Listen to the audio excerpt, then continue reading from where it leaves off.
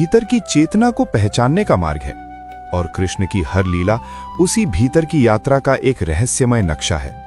जो इसे बाहर ढूंढता है वो कथा में उलझ जाता है, और जो भीतर देखता है वो सत्य तक पहुंच जाता है।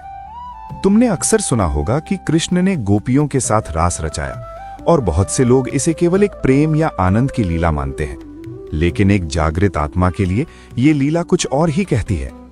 योगानंद जी बताते हैं कि गोपियां वास्तव में मन की विभिन्न वृत्तियां हैं, और कृष्ण उस आत्मा के प्रतीक हैं जो हर वृत्ति को अपनी ओर खींच लेती है।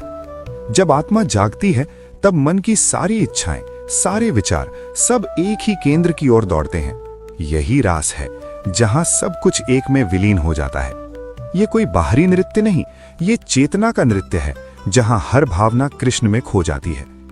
और ध्यान देने वाली बात यह है कि हर गोपी को लगता था कि कृष्ण केवल उसके साथ हैं। ये कोई भ्रम नहीं था, ये एक गहरा आध्यात्मिक सत्य है। जब आत्मा परमात्मा से जुड़ती है तब उसे लगता है कि भगवान केवल उसी के हैं। ये एक व्यक्तिगत अनुभव होता है, इतना गहरा, इतना निजी कि उसमें कोई दूसरा प्रवेश नहीं कर सकता। यही कारण है कि सच्चे भक्त का प्रेम हमेशा अद्वितीय होता है। वो तुलना नहीं करता, वो केवल डूबता है। अब जरा उस लीला को समझो जब कृष्ण ने गोवर्धन पर्वत उठाया। एक सामान्य दृष्टि से ये एक चमत्कार लगता है, लेकिन योगानंद जी कहते हैं कि ये भी एक प्रतीक है। गोवर्धन पर्वत हमारे जीवन की समस्याएं हैं, हमारे डर, हमारी चिंताएं, हमारी जिम्मेदारियां। और इंद्र का क्रोध उस अहंकार का प्रतीक है जो हमें बार बार डराता है।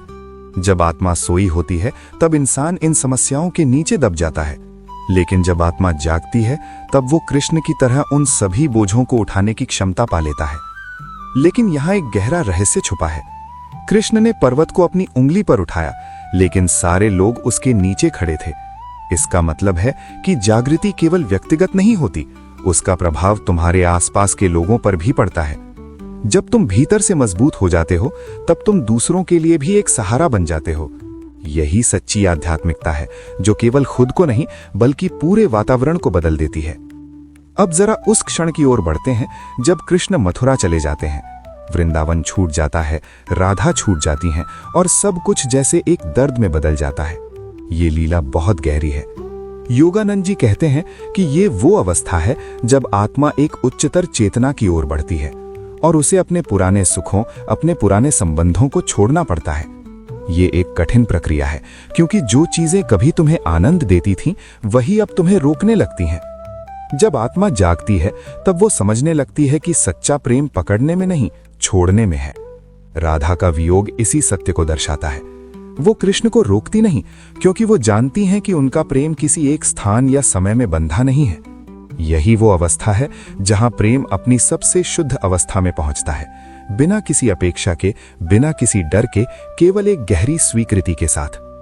और फिर आता है वो क्षण जब कृष्ण द्वारका के राजा बनते हैं।